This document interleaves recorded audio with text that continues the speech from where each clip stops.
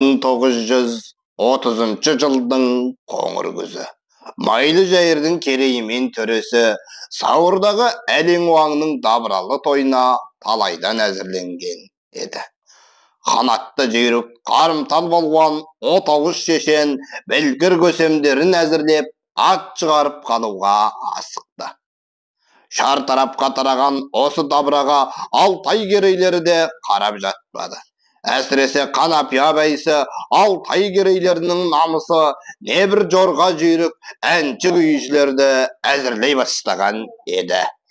Осының ішінде талай мен деген балуандарды көз алдына өткізсе де көңілі толмай ақыры аты дүмпу қозып жүрген Сиыршыбайға назар ауып, соны шақыруды жөн көрді.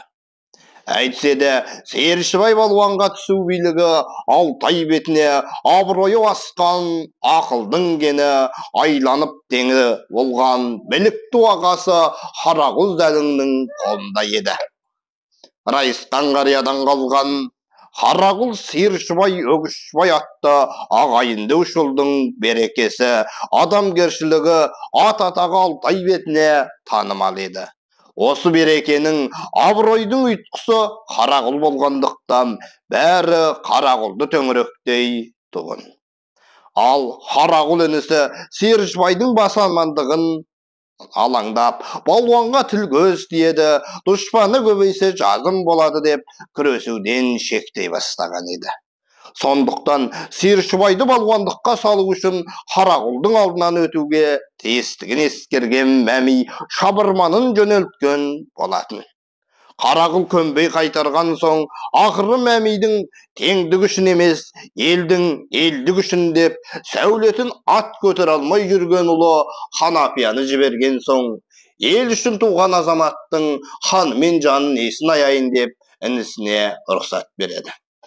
Мәми Сиыршыбайдың талай балуандығын құлағы шалған еді. Әсіресе 1917 жылы 19 жасында Қобының құмында жылқы отарында жатқан 10 шақты жігітті бір өзі байлап кеткенін анық білетін.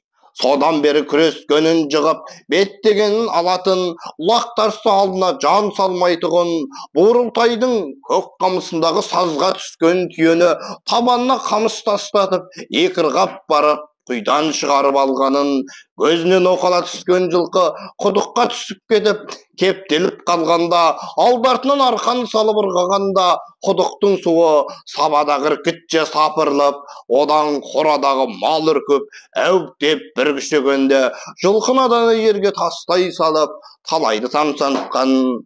Ертіс бойы бұрымдағы қайық қайраңда қалып, әуре сәрсаң болып жатқанда, арқанды беліне салып тұрып, бір сілкіп барып, қайықты қайраңнан жұлып алғанда, қайраңға тізесінен шөгіп кеткенін. Қыстаубай Сәлім Бақаның жылқысына өзінің бір жылқысының ілесіп кеткенін көріп, артынан іздеп барғанда, хоста жатқан 8 жігіт оның кім екенін танымай, бір атып, бірі қағып, қылжақ еткен соң, ақыры 8-ін бірдей байлап, өзінің Сиыршыбай екенін танытып кеткені сияқты талай таңғаларлық әңгімелерін әр жерде естігені бар еді. Енді міне сол аты шулы азамат алдына келіп тұрғанда, оның қызыл шырайлы жүзіне, оттай жайнаған қош жанарына, желкесі мен иығы тұтасқан төртбақ шойын мүсініне таңырқай қараған. Мәми елдік үшін сауырға барсақ деп отырмыз. Балуаным сені, мұна жиналған ел жойқын күшіңді бір көрсек деп отырған жайы бар. Сонда өзіңе түскен 7 балуанды бақайыңа ілмей алып ұрдың. Енді күшіңнің қаншалық екенін әйгілейтін бір тас көтеріп, соны естелік қалдырсаң қайтеді дегенде, аз сөзді ауыр мінезді балуан 300 келіден астам ауырлықтағы қара тасты әуелі 5-6 жігіт шығып көтеруін өтінді. Сығайланып шыққан азаматтар көтер алмай қайтқан соң, Сиыршыбай барып бір көтеріп, кеудесін алып, 500 метр шалғайдағы төбешікке шығарып қойды. Мынадай теңдессіз күшті көрген мәми алдыңғы болғалы тұрған бәсекенің жеңісі көз алдына келгендей болды. Қарақұлдың інісі Сиыршыбайды мақтаныш еткен мына әңгімесін есіне алады. Жайлауға бет алған көшіміз өлген қыранның көпір тасынан өтіп бара жатқанда бір түйеміз жүгімен қоса хорым тасқа түсіп кетеді. Ауыл азаматтары қанша үрейленсе де түйені қайтып жолға шығара алмай, деңгілеп амалсызданып, жүгін шешіп, түйені сайды құлдатып алып, шығуды жөн көреді. Осы кезде Сиыршыбай түйені төрт аяқтан байлайды да, керағап көтергенде иығына салып, көш жолына кеп тастай салады. Бауырымның күші барын білсем де, бұндай шектен тыс күші есі екенін осы жолы ғана аңғардым дегенде, отырғандар туласып, таңырқасып кеткен еді. Қарақұл тіпті шабыттана, олма қыстаулық салдырып жатып, жіңішке басы 40 сантилік 6 метр ұзындықтағы Мәтжаны 5 азамат көтер алмаған соң Сиыршыбайды шақыртқан едім. Ол Мәтжанның бір басын жеп жеңіл иығына алды да төбеге қоя салды дегенде, Қарақұл сөзін естіген мәми, мынадай болғанда теректі жұлып алғанда, 6 жігіт осы жұлып алған теректі сүйрей алмай қойыпты деген сөзі рас болды ғой деп ойлап, таудай тасты көтеріп, жарым шақырым жерге апарып қойғанын көргенде, Сиыршыбайдың күшіне еріксіз мойындаған еді. Осылайша Сиыршыбай мен Ахметжанды Алтай керейінің атында сауырға әкетеді. Қанапия, Ботағара, Бұршақбай, Қыстаубай, Сәлімбай бастаған ұлықтар бір-бір үйге түсіп, тойдың бастауын 4 көзбен күтіп жатты. Тігілген 100-ден астам үйдің ортан белінен орын алған Тарбағатайдан келген Мамырбек төленің бұл рет өгіз палуан деген бір палуандығын әкелгендігін құлақтан құлаққа жетіп, бір талайдың сағын сындыра бастайды. Тіпті кейдемелі палуандар шегініп те кетті. Жиналған ұлықтың көздерін әкелген өнерлерін сыншылардың алдынан өткізіп жатты. Бұл тойдың құрметті қонағы болып келген Байғозы балуанға Қанапия өз балуандарын сынатып, батасын алған еді. Сиыршыбайды көрген Байғозы мынаның сүйегі сіңіріне білдей байланған тарамыс екен деп, Қанапияны желпіндіріп тастайды. Осындай абыр-сабырда әлгірей болып тұрған Мамырбек төренің балуаны ел арасында Сиыршыбайды да барып көреді. Еңгезердей балтыр омырау еттері салақтаған божбан қара қабағынан қар жауып төңірегін айбаттана қарап, бұл жігіттерін 2 жігітке уқалатып отыр екен. Сиыршыбай қайта оралғанда Қанапия дәуді көріп балуанның жүрегі шайлықты ма екен, байқайын деп ойлана, қандай екен деп сұрағанда, Сиыршыбай тыжырына, мынау өзімен күресіп жүрген балуандардың бәріне жетпейді екен, өзі жүрексіз, еттері болбыр, тез болдыратын ас сияқты дегенде, Қанапия Сиыршыбайға жүректігіне еріксіз мойындаған еді. Асыға күткен думанды тойда қиян кескі сайыста басталды. Төре керей болып өнер бәсекесі қыза түсті. Төре алғаш айласын асырмақ болып, бас балуанымыз деп шығарған балуанға Ахметжан түсіп, оны жығып ұтып алған еді. Соңынан сол дәу балуанды ноқталап шынжырларын шалдырлатып 2 атпен жетелеп алып шығады.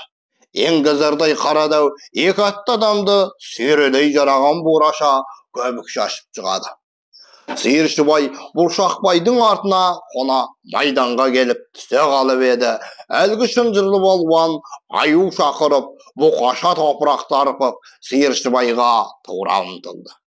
2 алып қалай айқасқаны белгісіз, қасқағым уақытта Сиыршыбайдың бір қолы дәу бұғанасынан ұстап, бір қолымен жүн болған кеудесінен тірей бол қалған еді.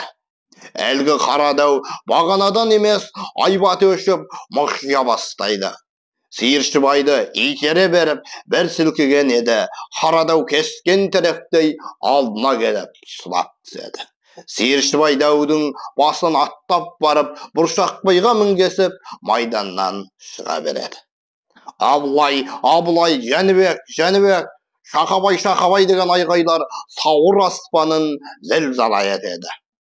Бұғанасы шығып, қабырғасы сынып қалған дәу балуанды сүйемелдеп әкеткен төрелер Хараның төренің басынан аттағанын айып саламыз деп даурығып, Шынжыр деген балуанның Хапас деген атын жасырып, Сабеттік ауыл келген руы Найман Жәлел деген адам деген хауасет таратады.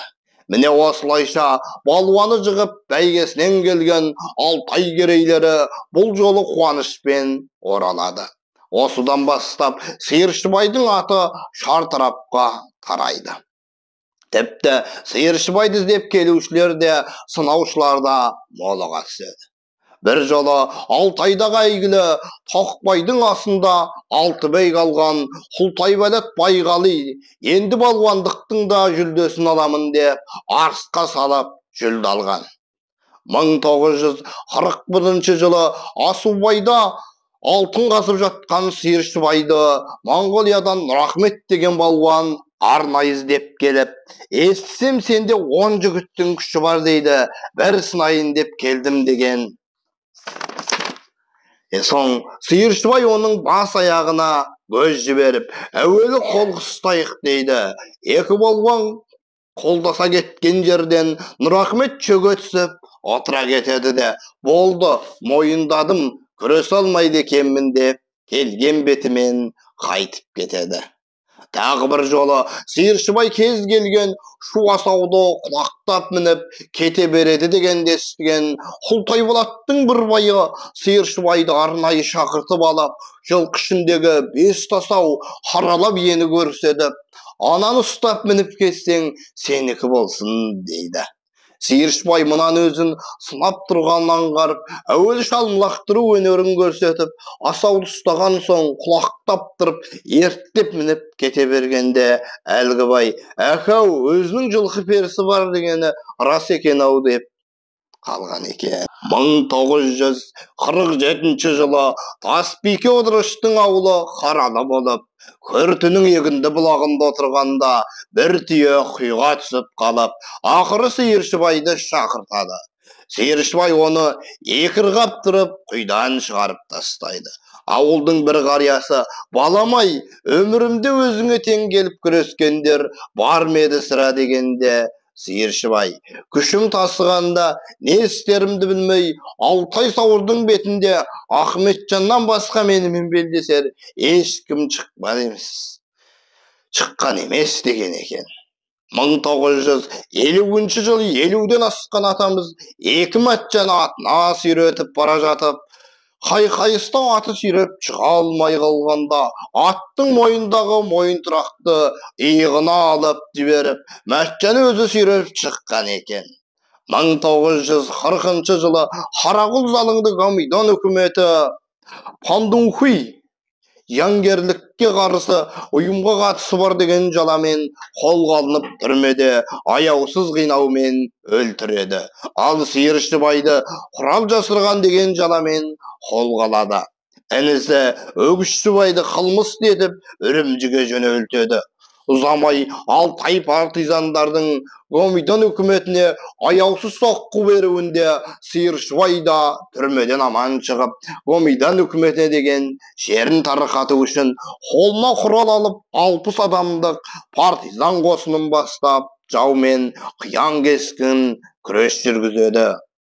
Оның соғыс өртішінде қашанда бір төбенің иесі болып, жаумен табандылықпен айқасқандағы бір жолғы соғыста Әнешбай деген партизанның қолындағы гранатқа жаудың гранаты келіп тиіп, екі гранат бірдей жарылатын жағдай туғанда, Сиыршыбайдың қасқағында екі бірдей гранатты да жауға лақтырып үлгерген ерлігі, Гамидандардың артқы шебі көзін қосын қолға түсірген ерлігі ерекше алқынып, 3 аймақ жағынан 1-ші дәрежелі еңбек жазылып, батыр атағы беріледі. Еліміз азат болған соң, атамыз мойын серік кооперация, коммуналсуу сияқты науқандарға белсене қатынасып, оның белді мүшесі болды. Саушинаға жәрдем беру кезінде елге бастамшы болып мініп жүрген атын береді. Өзінің табиғатына біткен адал шыншыл ниетін әйгілеп, коллективтің тасқынды қалған мал мүлкінен құтқарған, басқаларды басына төгінген қауіп қатерден арашалаған ізгі істерін ел аузында жыр болып, сыйлық түрінен талай рет орын алады. Балуан атамыз өмірінің соңғы кезінде ел басына төнген солақай саясаттың кесіріне ұшырап, күреске тартылып, айдауда, өзгерту майданда ауыр еңбекке жегіліп, ақыры 1960 жылы 62 жасында бұл дүниемен қоштасады. Партия мен үкімет орталық комитетінің 11-ші кезекті 3-ші жалпы мәжілісінен соң оны нақақ қылмыссыз деп атақ абыройын қалпына келтіреді. Оның сүйегі туған жұрты Қыран өзенінің бойына жерленеді. Егей ердің өмір сапарындағы аңызға айналған ерлігін туған елі кейінгі ұрпаққа міне осылайша мақтаныш етеді. Баяхмет Жұмабайұлы. Оқыған Қабілет Бәделхан.